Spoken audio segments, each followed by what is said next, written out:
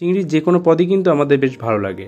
আর আজকে আমি আপনার সাথে শেয়ার করছি চিংড়ি কারি বা প্রন কারির একটি রেসিপি। এটি খুবই সহজে এবং কম সময়ে আমি আপনাদের করে দেখাবো। তো চলুন শুরু করা যাক। And yes, welcome to our channel chefs knife. তো আমি এখানে চিংড়ি নিয়ে নিয়েছি 500 গ্রাম। দেখতে পাচ্ছেন এই সাইজগুলো, এরকম সাইজেই নেওয়ার চেষ্টা করবেন, এতে কারি খুব বেশি ভালো লাগে। এবারে এই চিংড়িগুলোকে সামান্য হলুদ আর নুন দিয়ে একটু ভালো করে মাখিয়ে নেব হাত দিয়ে। চিংড়িগুলো কিছুক্ষণ রেস্টে রাখছি এবং এবার কড়াইয়ে আমি তেল দিচ্ছি। তেল গরম হয়ে গেলে চিংড়িগুলো আমি দিয়ে দিচ্ছি কড়াইয়ের মধ্যে। এগুলোকে জাস্ট একটু ভেজে নেব।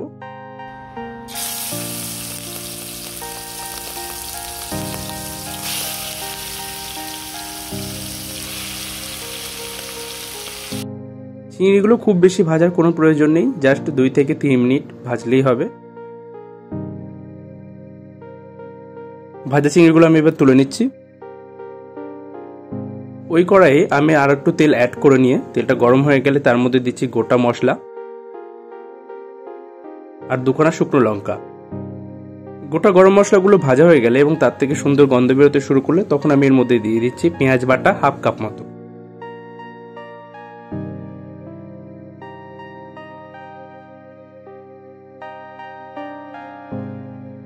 পেঁয়াজটা যখন একটু লাল লাল করে ভাজা হয়ে যাবে তখন আমি এর মধ্যে অ্যাড করছি আদা রসুনের পেস্ট 1 টেবিল স্পুন মতো। আদা রসুনটাকে আমি পেঁয়াজের সাথে ভালো করে মিশিয়ে নিচ্ছি।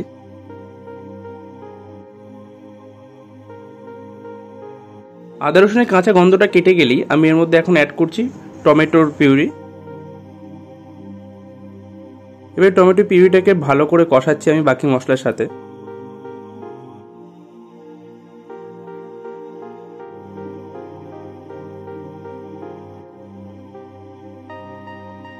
মশলা থেকে তেল ছাড়তে শুরু করলে আমি এর মধ্যে অ্যাড করছি নুন।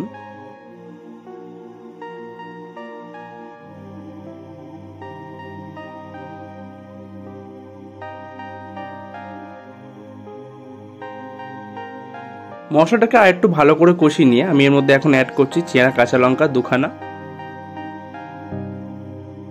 মশলাটা আরও কিছুক্ষণ কষিয়ে নিয়ে যখন এর মধ্যে থেকে কাঁচা টমেটোর গন্ধটা কেটে যাচ্ছে তখন আমি এর মধ্যে অ্যাড করছি জিরে গুঁড়ো, হলুদ গুঁড়ো এবং সামান্য কাশ্মীরি লাল লঙ্কার গুঁড়ো। এবার শুকনো মশলাগুলোকে ভালো করে আমি বাকি মশলার সাথে মিশিয়ে নিচ্ছি এবং এটাকে কিছুক্ষণ কষিয়ে নিচ্ছি। মশলা সম্পূর্ণ কষানো হয়ে গেলে আমি এখন এর মধ্যে অ্যাড করছি কোকোনাট মিল্ক 1 কাপ মতো। আর এই সময় গ্যাসের ফ্লেম একদম লো রাখবেন। কোকোনাট মিল্কটাকে মশলার সাথে ভালো করে মিশিয়ে নিচ্ছি এবং এর থিকনেস বুঝে যদি প্রয়োজন হয় পরে আরও কোকোনাট মিল্ক অ্যাড করবেন। আর আপনারা যদি মনে করেন যে কোকোনাট মিল্কের বদলে নর্মাল দুধ দিয়ে রান্নাটা করবেন সেটাও করতে পারেন, তাতেও কিন্তু বেশ দারুণ টেস্ট আসবে। আপনারা যদি মনে করেন যে কারিটা একটু বেশি করে রাখবেন তাহলে কিন্তু আপনাদের এই জন্য একটু বেশি করে কোকোনাট মিল্ক অ্যাড করতে হবে। 1 কাপের বদলে আপনারা 2 কাপ বা তার থেকেও বেশি কোকোনাট মিল্ক অ্যাড করতে পারেন। কোকোনাট মিল্ক দেওয়ার পরে যখন গ্রেভিটা একটু ফুটতে শুরু করবে তখনই আমি এর মধ্যে অ্যাড করছি ভেজে রাখা চিংড়ি মাছগুলো। চিংড়ি মাছগুলো আমি গ্রেভির সাথে ভালো করে মিশিয়ে নিচ্ছি। এখন এবার এটাকে একটু ঢেকে রান্না করব।